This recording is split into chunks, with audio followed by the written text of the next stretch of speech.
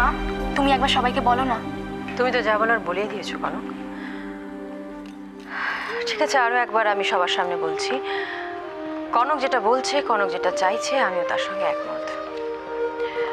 শুধু কনক আর সার্থকী নয়, আমরা চাই কাল থেকে এই পরিবারের প্রত্যেকটি মানুষের জীবনে সুখ আর শান্তি ফিরে আসুক, খুশিতে আনন্দে ভরে উঠুক এই চৌধুরী পরিবার। বাহ, আরে বাহ। আচ্ছা ইন্দিরা, তোমার এই প্রস্তাবে হাত তুলে সমর্থন জানালে হবে? তাহলে জানালাম। বার্তা এই করেছেন দাদা, হাতে হাতটা মেলে এখানে একটু মুড আসে। হ্যাঁ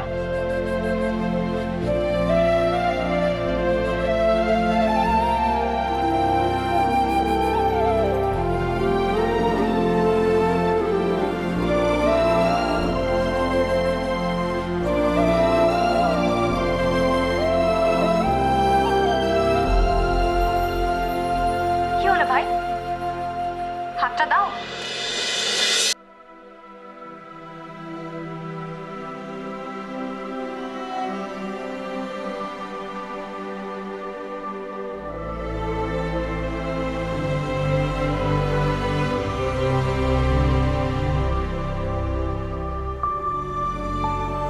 প্লিজ বৌরানী, এবার তো বলে দাও ঝিলমিল কথা।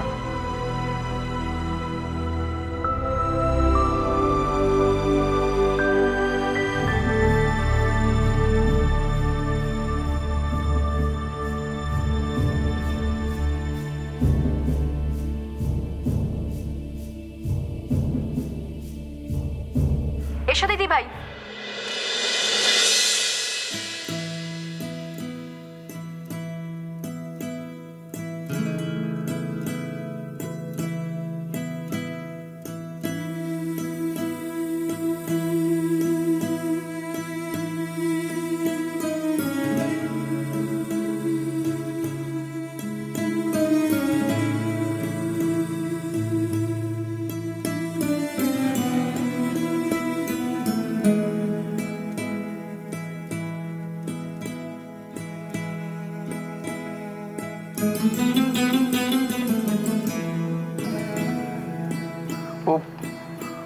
ও তার মানে বাড়িতেই ছিল, তোমরা সবাই জানতে, তাও আমার সাথে।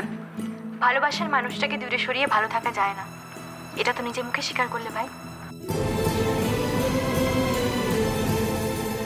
আর তুই মন ভারী করে থাকলে আমরা আনন্দ করবো কি করে বলতো? এখন যা হবে সব ভালো হবে, সমস্ত রাগ অভিমান দুঃখ আনন্দের ঝর্ণা ধারায় ধুয়ে মুছে সাফ।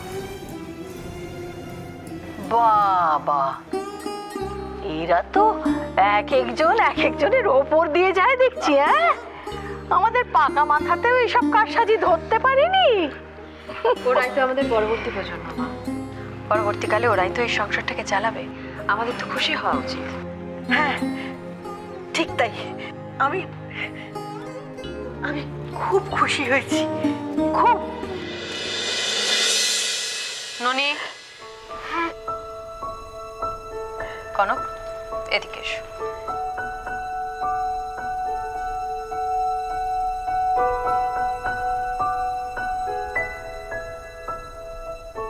এগুলো তোমার। মা আবার আমায় কেন? ধরে নাও আমাদের খুশির বহিঃপ্রকাশ। দাঁড়ো, নাও বৌরানী, মা যখন দিচ্ছেন নিয়ে নাও। আমি খুব খুশি হয়েছি মা, কিন্তু আমি খুশিটা ভাগ করে নিতে চাই। এগুলো তোমার জিনিস কনক, তোমার যা ইচ্ছে তাই করতে পারো।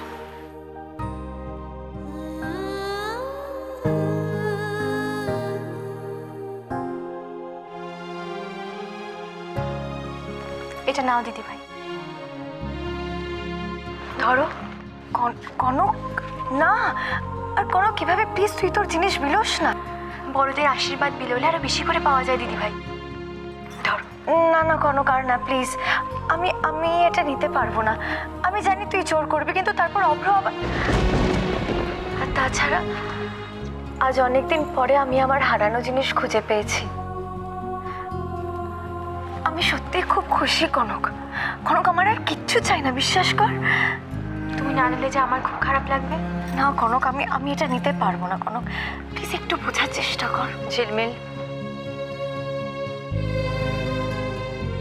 কনক এতবার করে যখন বলছে তখন ফিরিয়ে দিও না ওকে। ছোট মা, আমি ঠিক করেছি অভ্রর প্রত্যেকটা কথা আমি আমার নিয়ম মনে করে মেনে চলতে চাই। আর আমি আর এমন কোনো ভুল করতে চাই না যাতে কিনা পরবর্তীকালে আবার আমাদের দুজনের মধ্যে। নিয়ে নাও। বৌরানী যখন বলছে, সবাই যখন চাইছে, তখন একটা দিনের জন্য নিয়ম ভাঙা যেতেই পারে।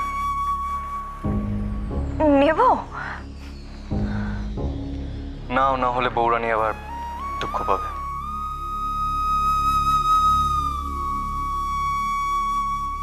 বুঝলাম, আমার খুশির জন্য নয়, অভ্র শুধু কনককে খুশি করতে এসব মেনে নিল। দিদি ভাই, ধরো ধরো, তাড়াতাড়ি চেঞ্জ করে সেজে গুজে চলে এসো।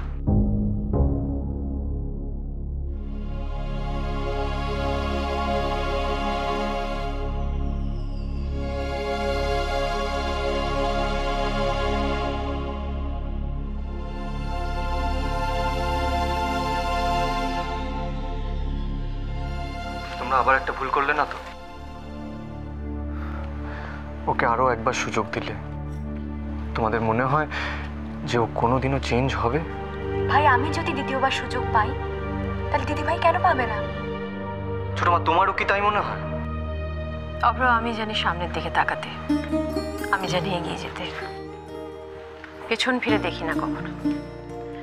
তোমাদেরকেও বলবো কখনো পেছন ফিরে দেখো না, এগিয়ে যাও।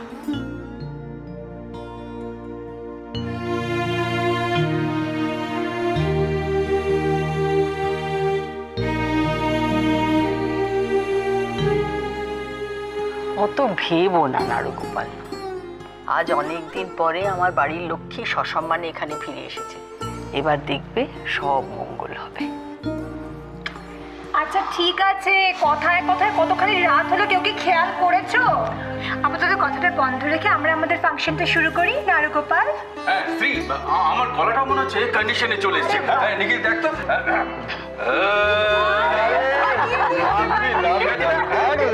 আমি তো তোর থেকে বড়, সুতরাং আমি শুরু করছি। দাঁড়াও দাঁড়াও দাঁড়াও, তোমাদের সবার চেয়ে বড় একজন এখানে আছেন তো।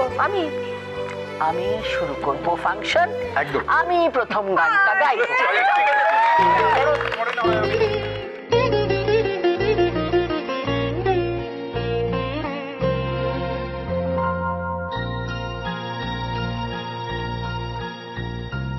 চাঁদের হাসির বাঁধ ভেঙেছে, উছলে পড়ে আলো, ও রজনী গন্ধা, তোমার গন্ধ সুধা ঢালো। চাঁদের হাসির বাঁধ ভেঙেছে।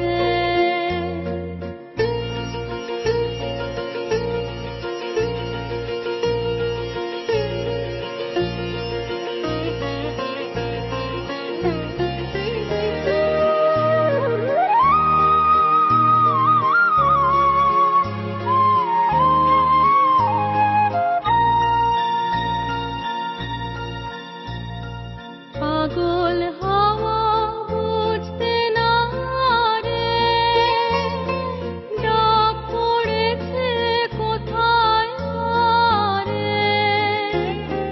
পাগল হওয়া বুঝতে না রে, ডাক পড়েছে কোথায় রে।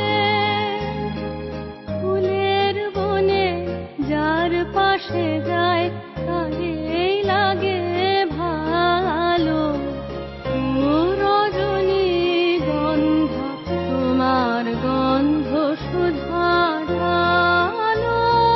চাঁদের হাসির বাঁধ ভেঙেছে।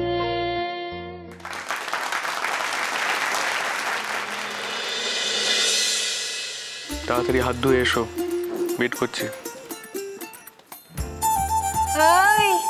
আজকে দুজনকে আলাদা থাকতে হবে, সেটা কি আপনারা ভুলে গেছেন? তাই কোনো অনিয়ম কিন্তু আমি সহ্য করবো না। বিয়েটা যখন নিয়ম মাফিক হয়েছে তখন ফুল সজ্জার জন্য একটা দিন তো তোমাদের ওয়েট করতে হবে।